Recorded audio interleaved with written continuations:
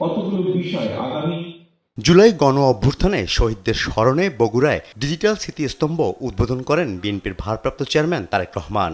রোববার বিকেলে শহীদ টিটু মিলনায়তনে ভার্চুয়ালি যুক্ত হয়ে এর উদ্বোধন করেন তিনি। কাজ করতে হবে এ সময় তারেক রহমান জানান, ইন্টারনেট সেবা সহজ করতে 20টি স্থানে ডিজিটাল স্মৃতিস্তম্ভ স্থাপন করা হবে। এর ফলে তরুণ প্রজন্ম উন্নত বিশ্বের সঙ্গে দ্রুত যোগাযোগ স্থাপনের মাধ্যমে দেশকে এগিয়ে নিয়ে যাবে। এই আইটি পার্কগুলোর মধ্যেও আমরা ফ্রি ওয়াইফাই এর ব্যবস্থা করব। এ সময় যুবকদের বিদেশে কর্মসংস্থানের ব্যবস্থা করার পরিকল্পনার কথা জানান তারেক রহমান। দেন 20 কোটি মানুষের শিক্ষা ও স্বাস্থ্যসেবা নিশ্চিত করার বার্তা।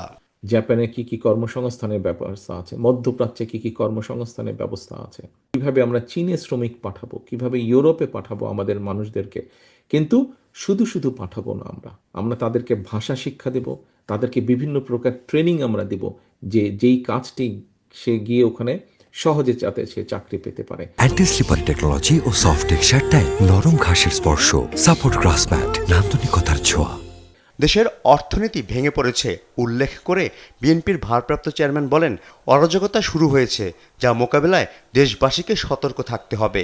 দেশের কৃষকরা একটা নাজেহাল অবস্থার মধ্যে আছেন। অনেক সময় তারা তাদের উৎপাদিত ফসলের ন্যায্য মূল্য পাচ্ছে না।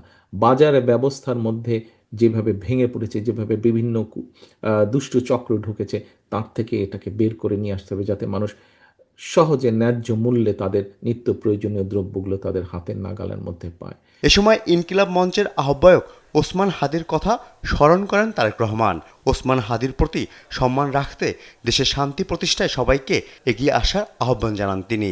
শহীদ ওসমান হাদির প্রতি যদি সম্মান রাখতে হয় আমাদেরকে, আজকে আমাদের জুলাই শহীদদের প্রতি যদি সম্মান রাখতে হয়, আজকে আমাদের 71-এর শহীদদের প্রতি যদি সম্মান রাখতে হয়, তাহলে আমাদের একটাই লক্ষ্য হতে হবে, এখন দেশের মানুষের জন্য যেভাবে হোক শান্তি প্রতিষ্ঠা করা। বিএনপি যা বাস্তবায়ন করতে পারবে তাই বলছে।